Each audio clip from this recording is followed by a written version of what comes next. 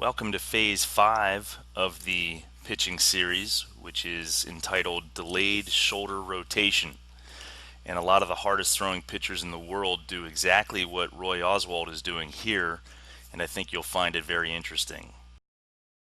Tom House says that 80% of a pitcher's velocity comes from this stage right here, which is delayed shoulder rotation. I'm going to simplify what he teaches, but this is where true velocity comes from, provided you've done everything else leading up to this sequence exactly as we've shown in the previous sessions.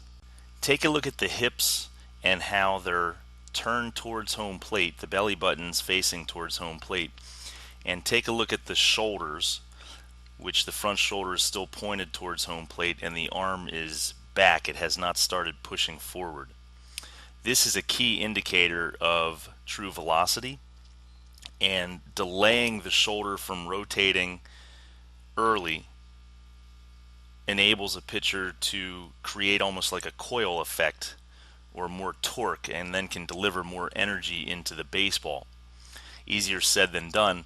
A lot of pitchers want to fire early and shoulders and hips kind of working together, but actually you want to separate the movements. As Tom House says, delaying the shoulder from beginning its rotation while the hips move forward creates a force that will result in the ball being thrown harder. So essentially, the longer you can delay your shoulders from turning, the more force you're going to put into the throwing arm to deliver the baseball. So as you can see in this picture, Oswalt has already fired his hips. As soon as front foot lands, the hips begin turning towards home plate, belly button facing home plate, but notice that his shoulders are still closed, front shoulder still on the target, and his arm is back. It has not started coming forward yet, and this creates a coil or a tension effect. So now when he brings his front arm forward, he's got all this energy delivered into the baseball at a high velocity.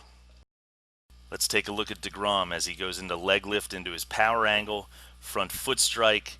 Notice as his front foot strikes, his hips have fired and have turned towards home plate. Belly button to home plate. Front shoulder, though, still locked on the target. It has not opened early towards first base.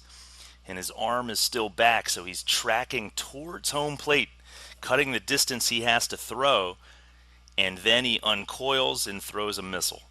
All right, let's see what the hardest thrower in the game does. He goes into leg lift with a great power angle at foot strike. Look at that great shot. Belly button right on home plate. Arm is back and coiled with his front shoulder, and he's ready to release a high energy pitch of over 100 miles an hour. Here's another guy that can throw the ball kind of hard, Nolan Ryan, and there he is at front foot strike. Hips are beginning to turn towards home plate, but shoulders locked on the glove, arm still back, and he'll get ready to uncoil a missile. Alright, so let's take a look at a few keys to delayed shoulder separation. Number one, at front foot strike, your belly button faces home plate while the arm is still back. We know this. Number two, when the hips turn as far as they can, that's when the arm comes flying forward. Three, if you step across your body, meaning front foot lands towards third base for a righty, towards first base for a lefty, your hips don't fully function, so the arm has to do more of the work, which could lead to injury. And finally, functional strength, your core, your back, your shoulders, and your legs will allow you to delay longer in turning the front shoulder, which actually gets you closer to home plate. So your throwing distance is shorter and it changes the perceived velocity of the hitter.